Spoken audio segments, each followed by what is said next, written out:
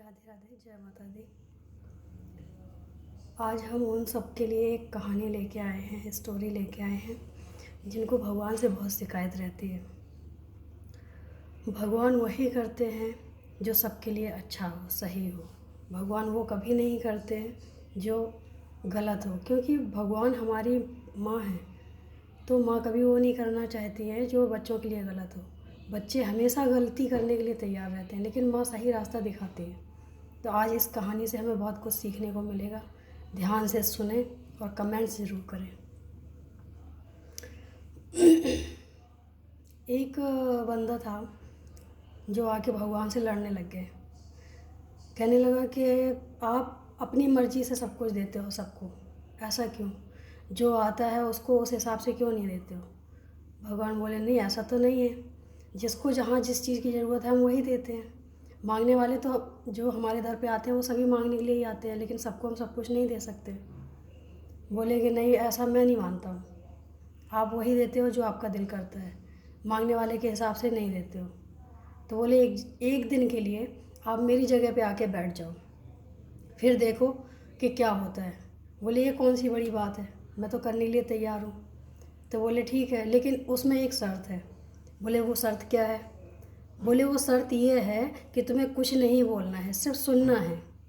बोलना कुछ नहीं है, करेंगे तो जो करना है हम ही करेंगे, लेकिन तुम्हें सिर्फ सुनना है। बोले ठीक है, ये तो और अच्छी बात है, हम कुछ नहीं बोलेंगे। भगवान अंतर ध्यान हो गए, उस बंदे को बिठा दिया अपनी जगह पे।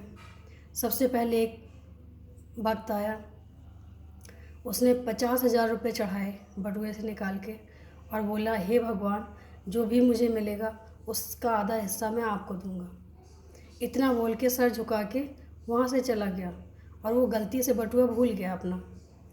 वो भक्त तो परेशान कि ये तो अपना बटुआ भूल गया, मैं आवाज़ भी नहीं लगा सकता हूँ क्योंकि भगवान ने मना किया है। कुछ नहीं, वो चुपचाप बैठा देखता रहा। एक दूसरा आया भगवान का भक्त, भगवान को मानने वाला। बोला, हे प्रभु, आज बहुत संकट है हमारे ऊपर और हमें बहुत ज़रूरत है कि हमें कुछ मिल जाए तो हम अपना पेट पाल सकें। जब ही उसकी नज़र पड़ी उस बटुए पे तो वो बहुत खुश हुआ, बहुत प्रसन्न हुआ। उसने वो बटुआ उठाया और बोला, हे भगवान, आप सबकी बहुत जल्दी सुनते हो। और वो वहाँ से चलने लग गया। तभी उस इंसान ने सोचा कि मैं कुछ बोलूँ। फिर उसे याद आया कि भगवान ने बोला है कि हमें कुछ बोलना नहीं है। तो वो चुपचाप होके फिर बैठा रहा। इतनी देर में फिर एक आया, उसने सर झुकाया, बोला, आज मैं यात्रा करने जा रहा हूँ अपनी नाव लेके, आप मेरी प्रभु रक्षा करना। तभी उसने बोला और वो चलने लग गया।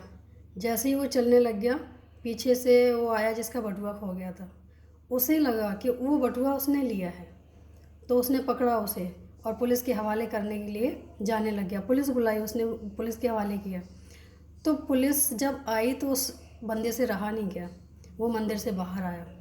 बोला, आप पहले पूरी कहानी सुनो, उसके बाद इसको अरेस्ट करो। फिर उसने सारी सिचुएशन बताई। पहले जो आप आए थे तो वो बटुआ छोड़ के गए, आपके बाद फिर एक भक्त आया, वो बटुआ लेके गया। ये तो सिर्फ प्रार्थना करने आया था और आपने इसको पकड़ लिया, उसको पुलिस ने छोड़ दिया। तभी भगवान, इन सब जाने के बाद भगवान प्रकट हुए, आए। बोले, तुमने ये क्या किया? तुमने आज वो किया है जो कि बहुत गलत है। मैंने सबसे पहले जो बटुआ देने आया था, पता है वो कौन था? बोले, नहीं प्रभु। बोले, ये चोर था, ये 1 लाख रुपए चुरा के लाया था किसी का, और वो बहुत ज़रूरतमंद के थे जिससे चुरा के लेके आया था। तो उसने जब लाख रुपए लाए चुरा के तो 50,000 चढ़ाए उसने, और वो मेरी ही मर्जी थी क्योंकि मैं उसे पाप देना नहीं चाहता था, क्योंकि वो चोरी का माल है। चोरी की चीज़ें हमेशा दुख देती हैं, तो वो हम उसे दुख नहीं देना चाहते, इसलिए उसको ध्यान भटका के हमने अपने बटुआ रखवा लिया। दूसरा बंदा जब आया तो आज उसकी बेटी की शादी थी और शादी में उसकी बारात चली जाती है, उसका बहुत ज़्यादा नुकसान होता है, इज्जत जाती, बहुत शर्मिंदा होता। इसलिए वो बटुआ पे नज़र हमने खुद ही उस पर डाली, तो वो लेके गया और धन्यवाद बोल के गया। और वो जो तीसरा बंदा था, आज उसकी यात्रा थी, नाव से जाने वाला था, तो रास्ते में सुनामी आने वाली है। अगर वो चला जाता तो सुनामी आती तो उसकी वजह से अगर वो चला जाता, क्योंकि पेट पालने वाला कौन है, सिर्फ एक ही बंदा है, अगर वो चला जाता तो उसके घर की रक्षा कौन करता, उसके बच्चों की रक्षा कौन करता। इसलिए मैंने कारागार में इसलिए रखने की कोशिश की कि जब तक ये सुनामी नहीं आ जाती, जब तक ये कारागार में रहेगा। लेकिन तुमने क्या किया, तुमने बाहर निकल के सारा काम खराब कर दिया। तो हाथ जोड़ के बोला, प्रभु आपकी लीला आप ही जानो, आप क्या करते हो क्या नहीं करते हो, ये तो सिर्फ आप समझ सकते हो। हम इंसानों के बस की नहीं है जो हम समझ सकें, हमें तो वही समझ आती है जो हमें दिखता है।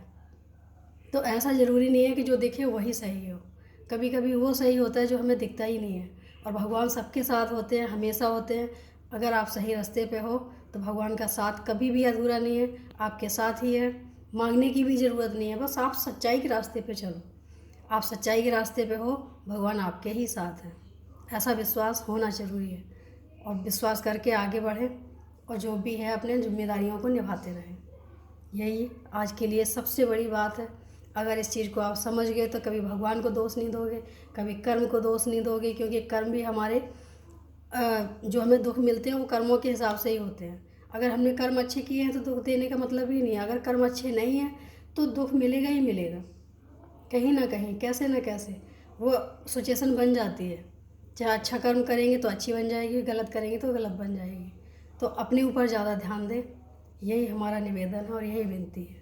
और लॉकडाउन का पूरा पालन करें, क्योंकि जनसंख्या बढ़ रही है। अगर बढ़ती रही तो ये धीरे धीरे करके हमारे लिए ही हानिकारक बन जाएगी। जितना ज़्यादा हो सके इसका पालन करें, घर में रहें, लोगों की सुरक्षा करें, लोगों की हेल्प करें, कर सकते हैं तो, नहीं तो अपनी हेल्प तो कर ही सकते हैं। इसी के साथ और 2 लाइनें हमारे कान्हा जी के लिए। हम पागल हैं पागल वृंदावन धाम के, हम पागल हैं पागल वृंदावन धाम के। श्री श्याम श्याम के, श्री श्याम श्याम के, श्री श्याम श्याम के, श्री श्याम श्याम के। हम पागल हैं पागल वृंदावन धाम के। राधे राधे, जय माता दी, जय हिंद।